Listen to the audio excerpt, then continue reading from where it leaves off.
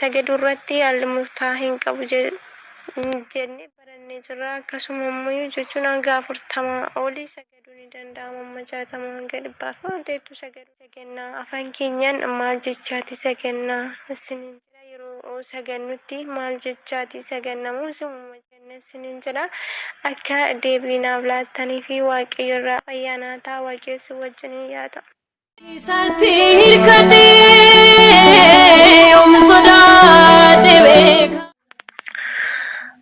Maka Abbaa kan Ilmaa kan Hafuura Qulqulluu Waaqa tokkoon ni amannaa. Ameen.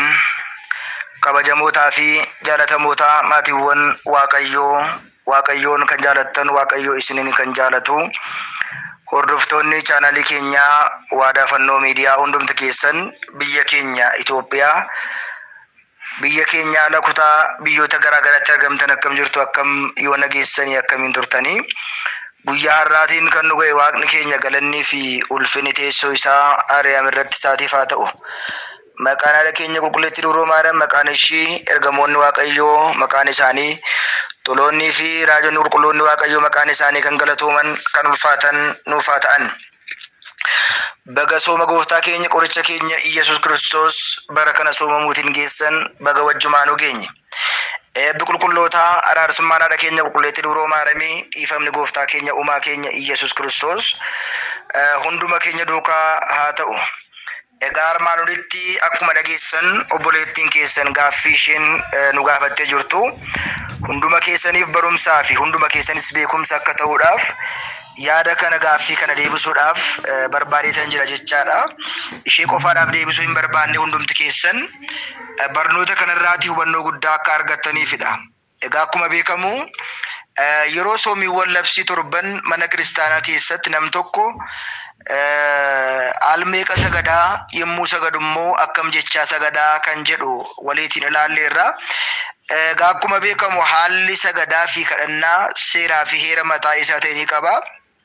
Yeroo sooma waloonii yookiin immoo sooma labsii namni tokko amma dandeettii isaati kan sagadu meeqarraa kaaseetu isaa ol amma danda'e sagada jennee gaafa ilaallu tokkoffaan al 7, al 14, al 21, al 41, al 64, al 82 akkas jechuudhaan amma danda'e isaa ol sagaduu danda'a jechaadha yeroo sooma labsii. Kun yeroo sooma waloonii yookiin immoo yeroo sooma waloo yeroo waliin soomnu sooma labsii keessatti haalli sagadaa keenyaa daangeffamaa miti jechuudha. Amma dandeenye amma humni keenya danda'e ganamas galgalas guyyaas sagaduu qabna. Yeroon waqtiin sagadaa kana keessa ganamas guyyaas galgalas walii gala sanam tokko yeroo sooma labsii keessatti sa'aatiiwwan kadhannaa torban kiristaanotaa keessatti namni tokko amma danda'e ganama keessa sa'aatii 11, ganama irraa barii obboroo sa'aatii 12, sa'aatii 3, sa'aatii 6, sa'aatii 9, 11, halkan keessa 3, halkan keessa 6tti sa'aatii barbaade sagaduu danda'a jechaadha. Yeroo sagadu torbas 14s 21s 41s 64s 81s jedhee amma isaan kana keessaati amma danda'e tokko sagaduu qaba. Amma kana maaf sagaduu diddee amma kana maaf saganna jedhamee dirqamni itti kennamu. Inni biraan immoo sa'aatiin soomii fakkeenyaatiif nam tokko soomaa oolee waan soomii hin qabne nyaachuudhaaf kan danda'e sa'aatii 3, kan danda'e sa'aatii 6, kan danda'e sa'aatii 7, kan danda'e sa'aatii 9, kan danda'e sa'aatii 11 amma kana keessaa innis dirqama hin qabu. Amma humni isaa danda'e tokko sagaduu kan qabu, soomuus kan qabu. Asirratti gaa wanti beekamuu qabu maal jechaa saganna jenneetu ilaalla. Namni kamiyyuu erga kadhateetiin booda galata maaramii erga dubbiseetiin booda yookiin immoo kadhannaa ergamootaa gosoota ergamoota keessaatti dirsaana Mikaa'elii ta'a, dirsaana Gabriel ta'a, malkii Gabrielii, markii maaramii ta'uu danda'a. Kadhannaa kana erga godhateetiin booda sagaduun dirqama isaa ta'a.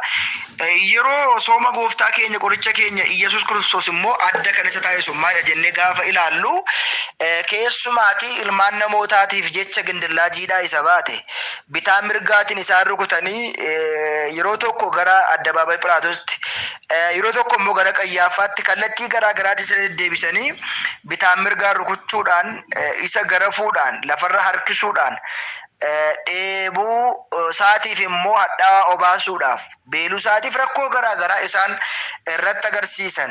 Keessumaa guyyaa mariitii qabee hanga guyyaa inni fannoo irra oolee guyyaa awwaalamee du'a keessaa ka'utti isarratti wantoota yaadataman yookiin immoo raawwataman hunduma yaadachuudhaan kiristaanni kan sagaduu qabu. Yeroo isaan kana sagadu እግዚኦ ማረና ክርስቶስ በእንተ ማርያም ማረና ክርስቶስ ክራላይሶ ያ ክርስቶስ ኑፈይሲ አረኬ ማረብጂ ኑፈይሲ ያ ክርስቶስ ኑፈይሲ ያ ክርስቶስ ኑፍዲሲ jechoota fannoo shan immoo saadur alaadur daanaat adoraa roodaas kan jedhu fakkeenyaatiif namni al 64 sagadu እግዚኦ ማረና ክርስቶስ አልሜቀ jechuun qaba በእንተ ማርያም ማረና ክርስቶስ አልሜቀ jechuun qaba ክራላይሶ አልሜቀ jechuun qaba jedhe sagadu qaba. Fakkeenyaatiif namni 41 sagadu እግዚኦ ማረና ክርስቶስ አልኩ ለማ በእንተ ማርያም ማረና ክርስቶስ አልኩ ለማ ክራላይሶ አልኩ ለማ ወለቲ ሰናል ሶዶሚ ጃታው jechoota fannoo shanan saadur alaadur daanaat adeera roodaas kan jedhamu saadur alaadur daanaat adeera roodaas kan jedhamu jechoota fannoo shanan kana yoo itti ida'e yookiin immoo yoo itti dabale meeqa ta'a 41 ta'a jechaadha. Isaa olis kan soomu bifa kanaatiin እግዚኦ ማረና ክርስቶስ አልሜቀ jechuun qaba በእንተ ማርያም ማረና ክርስቶስ አልሜቀ jechuun qaba jedhe namni tokko yaadee as keessatti haala sagadaa kana as keessatti haala kadhannaa kana beekee deemuun barbaachisaadha. Inni kun daangaa kan hin qabne haalli sagada keenya yeroo sooma labsii yookiin immoo yeroo sooma walooti. Yeroo sooma dhuunfaa keenyaan akka soomnu nuuf kennamu fakkeenyaatiif luboonni yookiin 21 yookiin 41 yookiin 64 yookiin 81 nuu kennu waan ta'eedhaaf isa isaan nuu kennan sana guyyaatti ganama salkanis jennee sagaduu qabna malee fakkeenyaatiif soomaaf sagada luboonni nuu kenni dabarree sooma irratti guyyaas dabalachuu hin dandeenyu sagada irratti sagadas dabalannee sagadachuu hin dandeenyu amma booliin keenya nuu kennan qofa sagadna jechuudha. Kana beekuun barbaachisaadha. Yaada kana namoonni baay'een yeroo soomii maal jedheen kanatti akkamitti sagada kan jedhu beekuu dirqama waan ta'eedhaaf kana beekuun barbaachisaadha. Namoonni baay'een kana waan beekan natti waan hin fakkaanneedhaaf namoonni baay'een isa kana akka hubatan beeksisa. Gaaffii kanaaf namoonni baay'een keessan deebii bal'aa akka argattan hin shakku jechaadha. Hundumti keessan asirraati yaada kanarraati barumsa guddaatti fudhadhaati. Waadaa fannoo miidiyaa sabiskiraayibii gochuun akka nu dhaggeeffattan warreen kaaniifis akka dabarsitan garee qabdan irratti dabarsitanii namoonni akka dhaggeeffatan maqaa waaqayyootiin isin beeksisna. Kan nu barsiise kan nu gorse kan nutti dubbate waaqa abbootii keenyaatiif galanni haa ta'u. Egaa maatiiwwan waaqayyoo yeroo baay'ee sabiskiraayibii godhaa sheerii godhaa laayikii godhaa jechuun nurra hin jiru.